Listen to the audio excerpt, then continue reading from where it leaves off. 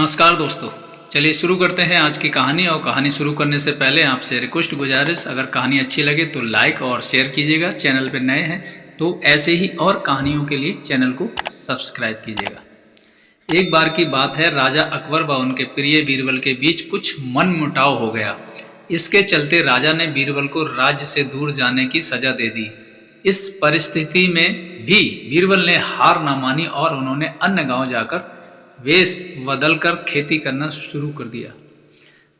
अब वो एक किसान के रूप में अपना जीवन गुजारने लगे। शुरू में तो राजा अकबर के लिए सब कुछ सामान्य सा था, लेकिन कुछ ही दिन बीते थे कि राजा को अपनी गलती का एहसास होने लगा। वो अपनी दैनिक दिनचर्या में बीरबल को याद करने लगे थे। जब भी उनके समक्ष कोई मुश्किल परेशानी आती तो उन्हें बीरबल की कमी खूब खलती थी। एक दिन राजा अकबर से रहा ना गया। उन्होंने अपने सेनापति को बुलाया और उन्हें बीरबल को ढूंढ लाने का आदेश दिया। राजा की आज्ञा अनुसार हर गांव, हर गली में बीरबल की खोज शुरू की गई। सभी सैनिकों ने हर एक कोना छान मारा, लेकिन वे बीरबल को ढूंढ ना सके। राजा को जब इस बात की जानकारी मिली तो वे बड़े निराश हुए। अब बीरबल से मिलने की उनकी बेचैनी और बढ़ने लगी थी। राजा के मन में एक उपाय आया। उन्होंने आदेश दिया कि सभी गांव के मुखिया को संदेश भेजा जाए कि उन सभी को एक बर्तन के अंदर बुद्धि डालकर राजा को भेजना होगा।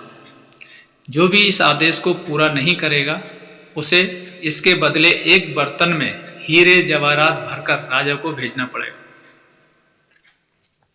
सभी गांववासी राजा के इस अजीबोगरीब आदेश को सुनकर परेशान थे। सभी ये सोचकर हैरान थे कि बुद्धि को किस तरह एक बर्तन में भरा जाए। बुद्धि तो सभी के पास उपलब्ध थी, लेकिन उसे किस तरह एक बर्तन में डालना है ये सोचकर सभी परेशानी में थे।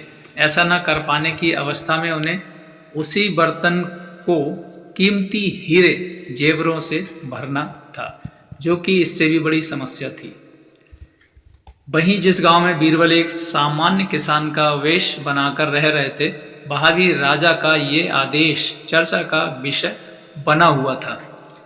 गांव के सभी बड़े बुजुर्ग निराश होकर बैठे हुए थे कि वहां बीरबल आए और उन्होंने कहा कि वो इस समस्या का समाधान निकाल सकते हैं।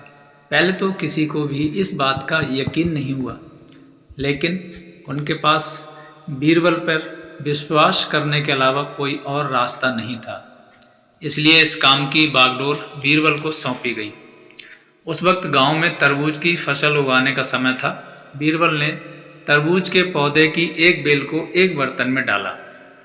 धीरे धीरे उस बेल में तरबूज का फल लगने लगा और समय के साथ ही तरबूज से बर्तन भर गया।